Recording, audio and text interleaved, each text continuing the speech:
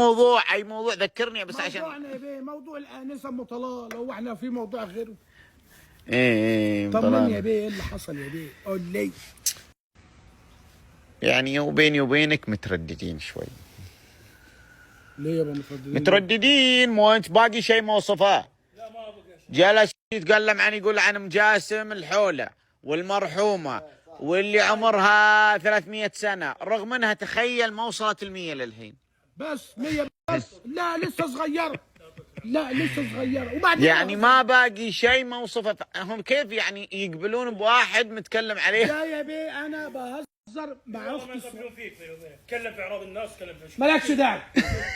بنت خالتك هي، مالكش دعوة. لا مالك؟ يحصل لي الشرف ان انا اصير طال عمرك بنت خالتي. طب ايه كده على جنب دلوقتي؟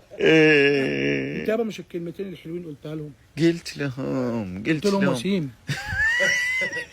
قلت لهم ولا ما قلتهمش؟ انك كنت وسيم يعني؟ ايوه ان انا قلت وسيم له وطويل والف بنت. دي اللي هتجيب من الاخر. قلت لهم وسيم وطويل والف بنت تتمناه. ويعني قلت لهم يعني ان حتى احنا لما نطلع مكان عام كيف المعجبين والمعجبات. طب ما هي شغاله هي، امال ايه اللي موقف الموضوع؟ مترددين شوي. مترددين. طب نعمل ايه احنا طيب؟ ما اعرف انا عاد اصبر عليهم اصبر لهم يعني. ادي حيلك معايا. اظبطك. ظبطني فيش؟ اشوفك. انت عارف اخوك وليد لما بيظبط. انت يعني منصر هذا. امال مصدق ابصم لك بالعشره، ده انا قتيل الجوازه دي. المصمم قال خلص لي الموضوع يابا. هو اصرارك هذا يثبت يعني شكهم.